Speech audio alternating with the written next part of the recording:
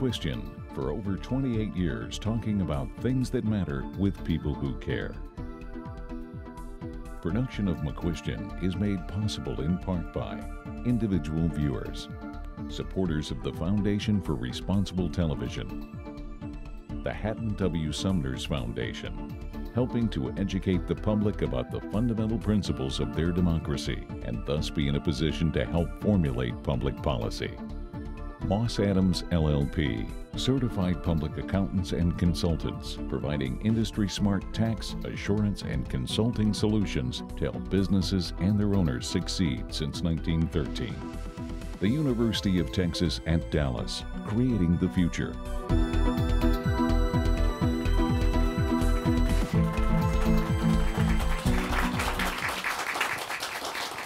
You know, many people think that today's American society is so radicalized that even having a civil conversation with someone with a different point of view is becoming almost impossible. Civil discourse is sometimes defined as the language of dispassionate objectivity, and it suggests that it requires respect of the other participants. Giving respect is not easy, and sometimes getting respect seems impossible. Why do we seem to be having this problem? And more importantly, what can we do about it? And to help us understand this issue, here are the experts. And first on my left is Don Edward Beck. He runs the National Values Institute and is the author, among other things, of Spiral Dynamics. He's a teacher, a geopolitical advisor, a theorist focusing on applications of large-scale psychology and its effect on human socio-cultural systems. And it's hard for me to even pronounce all that, Don. Welcome back to the program. Thank you. Thank you. Good to be here. We'll talk, I'm sure, a little bit about some of your great adventures in South Africa and all the great things that you did down there. And now, if you can just help America, we'll be really glad. Next to you is Robert Hall. He's a former CEO of an international relationship management firm. He's a prolific author whose work has appeared in Forbes, CEO Magazine, and the Huffington Post, and his latest book is called This Land of Strangers. Robert, welcome back to the program. It's good to be back. Now, you just wrote an article, and I think the name of it is The Radicalization of Relationships. What does that mean? And so share your thoughts with our viewers on that. Well, the thing that I think everybody recognizes today is that we're more polarized, we're more divided than we've ever been before, but having differences about politics or ideology or even faith's not new.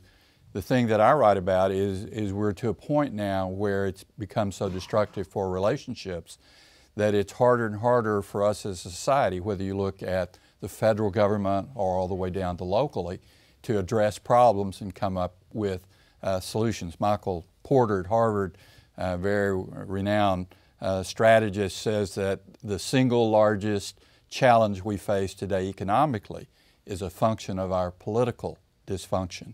So it's interesting, in my book I spent 6 years researching what's the cumulative and compounding effect of relationship decline at home and then at work, then in politics, and then in faith. And so the radicalization of relationships is really making it hard for our society to function. There's a book called Sapiens, a number of people familiar with, and the author of that book basically says that the reason humans evolved to the position we are is that we as humans learn to cooperate. And whether you're a person of faith or of science or anthropology or whatever, most any place you come from would say our ability to cooperate, to get things done in groups, small groups and clans to cities to countries, is really crucial. And that is at risk today because as a result of our differences and the decline in relationships, we're really struggling to function. Okay, Don, first of all, do you agree with where he's coming from? And then secondly, tell us what some of the things are that cause this thing that we're talking about here. Well, I certainly agree with what he says. And since we're talking here about what matters, is that right? Well, talk about things that matter with people who care. That's our deal, right? Why is it different things matter to different people? I mean, I've watched you for years with a number of guests here, and you very quickly try to figure out what really matters to them. And if we really ask that question at deep levels now, not superficial, political, religious, behavioral patterns, but down deep, what are the core value systems that exist under the surface.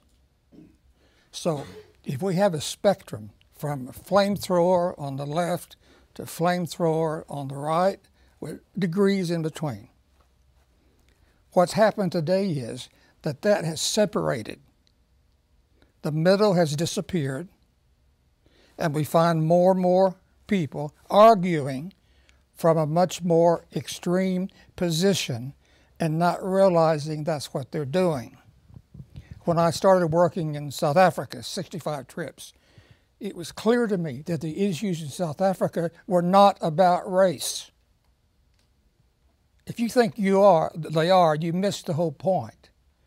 That's why I could work with Mandela, because I could show him the differences in those in South Africa, which are not accountable to what most Americans understand about race. It's about value systems. The issues in the Middle East, and we work in Israel-Palestine, are not about religion. They're about something else.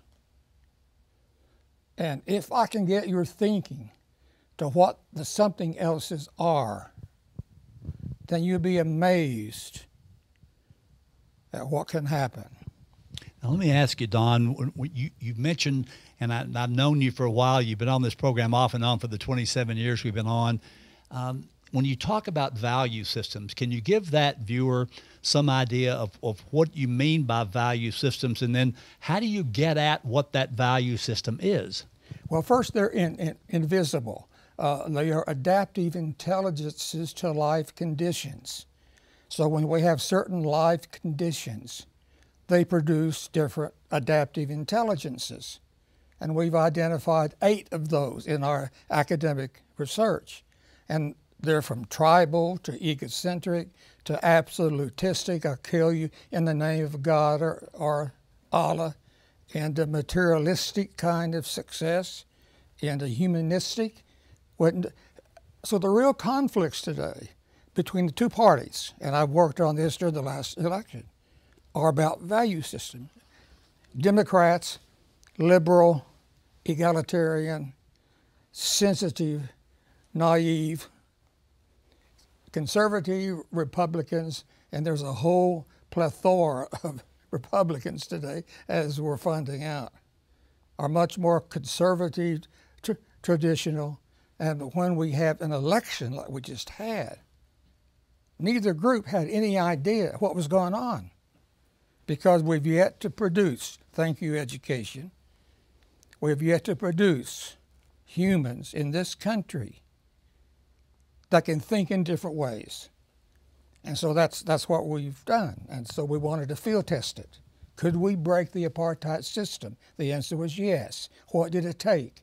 An understanding of these deep value systems. Yeah, now, Robert, his stuff is very interesting, obviously. Do you get a sense of this in the research that you've done, the people you've talked to? Tell us how it folds into that, or if it's different, or do you think, where do you think this connection is? The key thing that I see is that, let me just give you 2 statistics. In our Congress, in the 70s, about 30% of people, about 40% in Congress considered themselves moderate. 30% then liberal, 30% conservative. Today it's 10% moderate, 90% one side or the other. Citizens